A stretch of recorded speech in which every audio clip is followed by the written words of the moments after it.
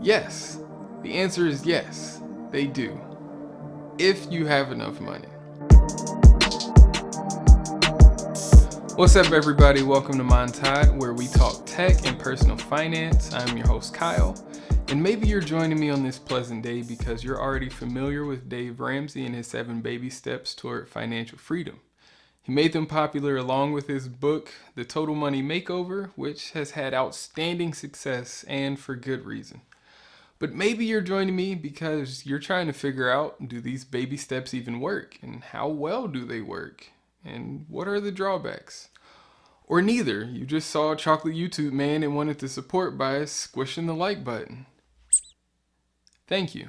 In this video, I'm going to go through the 7 baby steps, how they work, and explore if they work or not. So stick around to the end. And without further ado, these are Dave Ramsey's 7 baby steps to financial peace. Step 1. Establish an emergency fund of $1,000. Keep that $1,000 fund to cover unexpected expenses. Say you're in step 2 and you fall below $1,000 because you had a flat that you had to replace. Then you stop what you're doing in step 2 and then replenish that $1,000. Step number 2, pay off your debt using the Snowball method with the exception of your mortgage. Everything except the mortgage because it's typically the largest debt, upwards of $100,000. Staying focused on that much money long term will be a challenge for most people. And then Snowball for the focus to confidence ratio. Snowball is where you pay the smallest amount of debt first while maintaining the minimum payments on everything else. Once one debt is paid off, you move on to the next smallest by adding the money that you just freed up to the minimum payment you're already making. The idea is with closing each smaller debt, you're building the confidence muscle that you can now tackle the larger debts. If trying to tackle the largest debt first, you may feel overwhelmed and lose focus, therefore taking longer to be debt-free. Step 3. Build your emergency fund to cover 3 to 6 months of living expenses. Not salary, but living expenses. This is to add to the $1,000 emergency fund that you already have established from step 1. All the capital that you've now freed up from paying off debt you put into this fund until you get to 6 months of living expenses. Step 4. Invest 15% of gross income into retirement. This can be whatever you want. IRA, 401k, mutual funds, hedge funds, index funds, etc. Step 5. Save for children's education. This is ambiguous because it depends on you and how much you'd like to save up for your kids. But it's recommended to do at least $2,000 per year per kid. Step 6. Pay off your home early. Whatever is left from steps 4 and 5, put it on a mortgage. Pay it off as soon as you can. Step 7, build wealth and give. This is also ambiguous because it depends on how much you want to store up for your family and how much you want to give away. It's recommended to get really rich and give a lot of money away. But then you ask yourself, do these actually work? Yes. The answer is yes, they do. If you have enough money. And that is not a drawback particularly because it's life. The more money you have, the more freedoms you have to go here and do that. And the better you can pay off debt or have no debt to pay off at all.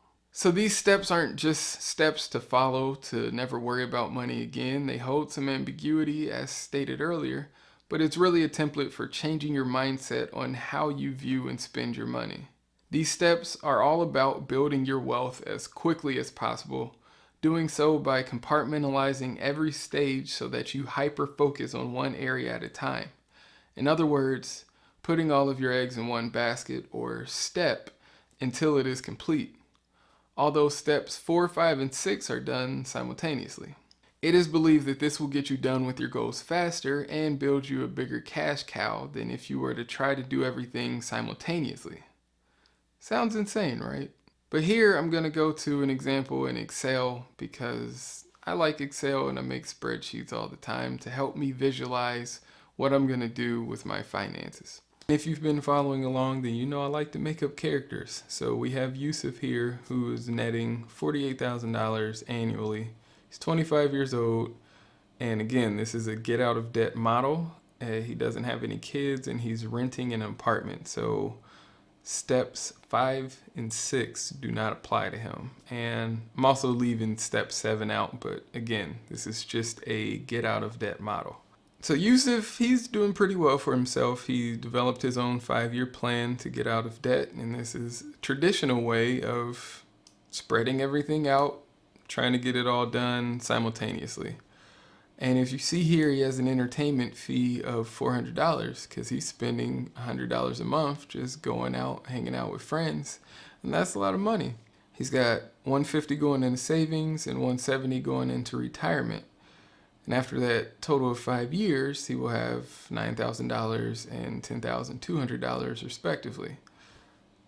But then if we look at all of his debts that he has a car note, he has student loans and credit card debt that he's paying, probably from all those textbooks that he's never going to use again. So if you look at this loan and the total, he's got $71,000 total in debt. But after these 5 years, that will be $13,500, rounding up. And please keep in mind that I understand that emergencies come up and all of this isn't exact. And none of this is going to be exact because real life scenarios, things come up.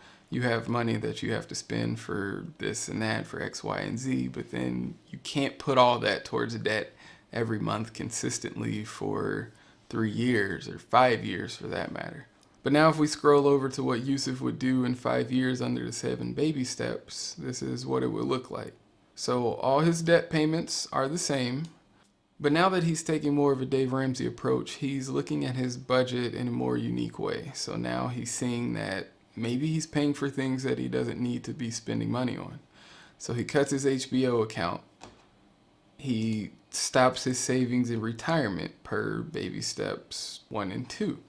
And he reduces his entertainment to maybe he just spends less when he goes out every weekend, or he just goes out 1 weekend a month until he's done with his goals. And he also reduced his miscellaneous spending to $20 because he just keeps a $20 bill on him all month and he can just spend that on whatever, vending machines, snacks, whatever it is. So now that gives him $677.72. So step 1 takes him about 2 months to get his $1,000 emergency fund. Step 2 would take him 3 years and 2 months, roughly. And that will free up $2,086. Now this is what I want you to pay attention to, that in step 2, he has now saved roughly $6,500 in interest alone by paying off his debts expeditiously. Shout out to T.I. But then if we move on to step 3, he can now save up to 6 months of living expenses, which we can calculate from here, and add that to the $1,000 he already saved, which would take him about 5 months. Now that he's free and clear and has a good fallback of how much money he has saved up, now he has another 16 months for the remainder of the 5 years to put money into savings, put money into retirement, put money into giving. And in doing that, even if he split up this $2,086 for that next 16 months, he would have almost $17,000 in retirement and in giving. But maybe he doesn't want to do that. Option 2 is he gives nothing away and he puts all that in retirement. Or option 3, he can do neither and he can just do whatever suits him. But then you're going to ask, oh, but Kyle, what about all that interest that they would have been getting if they were putting in a retirement over that 5 years? I calculated that. So let's assume it's an 8% return, which is a little higher than average for your standard S&P 500. That $10,200 then goes to $12,480. But then, oh, wait about those people that are getting matches for their 401k. Say he put all his retirement money into his 401k and he got a 10% match.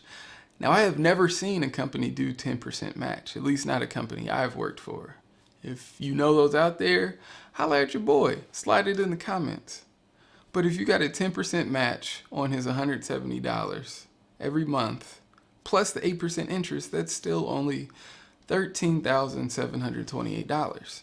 Even splitting it up between these two for 16 months, you are still making more in retirement here. And this is without any of the interest. This is just how much you would have contributed. So I think it's safe to say from this model that yes, these baby steps do work for getting you out of debt faster and for building your wealth even quicker. Which makes sense because we know that with multitasking, we're not doing any one thing great, but all things awful. So why do we treat our finances that way? Say it with me. FOMO. I think the fear of missing out is why we try to do a little of everything. Like, yeah, I'm drowning in debt, but everybody and their mama going on this trip. Or, yeah, I got a mortgage, but I really need that brand new lease. We convince ourselves that we need it and we need it right now instead of being okay with delayed gratifications. But the only thing that it's actually doing is spreading our resources thin, making us be in debt longer and paying even more money. So yes, I think it works and I think it works pretty well, but it's not for everybody and that's okay. It's not bad at all, and in fact, I'd say follow it to a T if you have no plan. Because a plan is better than no plan. Sometimes. I feel I have to disclose that this is very difficult if you're living paycheck to paycheck. Virtually impossible. But with 5 more overly simplified steps, you can begin this journey too. 1. Make a budget. Check out my budgeting videos. I have more of those to make, and I'm excited about them. 2. Reduce living expenses. This is something that I talk about constantly and am also passionate about. 3. Establish well-defined goals. What's the point of doing anything and what will motivate you if you don't know where you're going? 4. Increase your income as necessary. I'll be talking more about that as time progresses.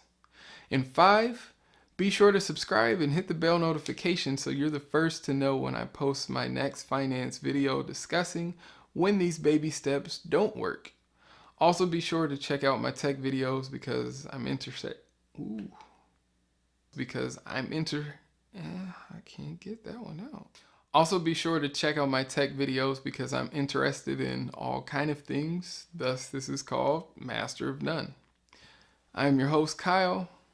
Deuces.